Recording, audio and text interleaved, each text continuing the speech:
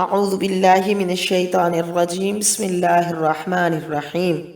سیرت رسول عربی صلی اللہ علیہ وسلم، مصنف علامہ نور بخش توکلی علیہ الرحمہ۔ آج ہم سنیں گے جنگ اوتاس کے بارے میں۔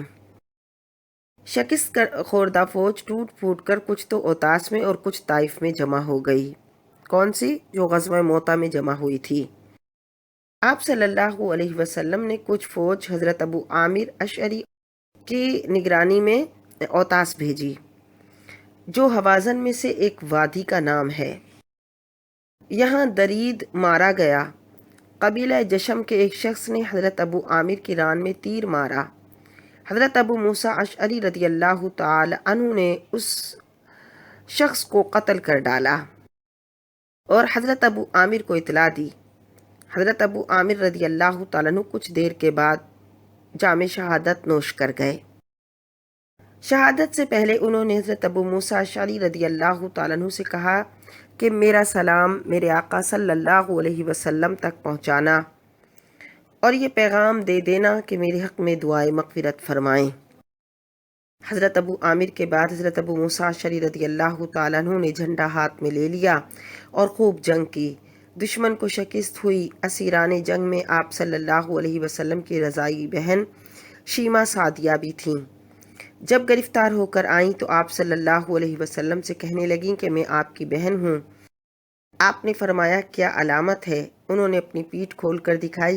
میری پیٹھ پر آپ کی برکت سے یہ نشان آیا تھا۔ آپ نے وہ نشان پہچان لیا اور اپنی چادر مبارکہ پر ان کو بٹھایا اور مرحبا کہا اور فرمایا کہ تم میرے پاس عزت سے رہو اور اگر اپنی قوم میں جانا چاہو تو وہاں پہنچا دیا جائے گا۔ انہوں نے اپنی قوم میں جانا پسند کیا اور ایمان لے آئیں۔ آپ علیہ الصلوۃ والسلام نے ان کو غلام، کنیز اور اونٹ دے کر بڑے احترام کے ساتھ ان کی قوم میں پہنچا دیا۔ جب حضرت موسیٰ اشعری رضی اللہ تعالیٰ عنہ اوتاس سے واپس آئے تو آپ صلی اللہ علیہ وسلم کو حضرت ابو عامر رضی اللہ تعالیٰ عنہ کا پیغام پہنچا دیا۔ آپ نے دعا فرمائی، اللہم اغفر لعبید ابی عامر، اللہم اجعلہ یوم القیامت فوق کثیر من خلقک ومن الناس۔ اے خدا ابو عامر کو بخش دے، اے خدا اسے قیامت کے دن اپنی مخلوق اور اپنے لوگوں میں سے بہت سوں کے اوپر رکھنا۔ یہ دیکھ کر حضرت ابو موسیٰ اشعری رضی اللہ تعالیٰ عنہ نے اپنے لیے بھی دعا کی التجا کی۔ آپ علیہ الصلوۃ والسلام نے ان کے لیے یوں دعا فرمائی، اللہم اغفر لعبد اللہ ابن قیس ذنبہ وادخلہ یوم القیامت مدخلا کریما۔ اے خدا عبداللہ بن قیس کا گناہ بخش دے اور اسے قیامت کے دن عزت کے مقام میں داخل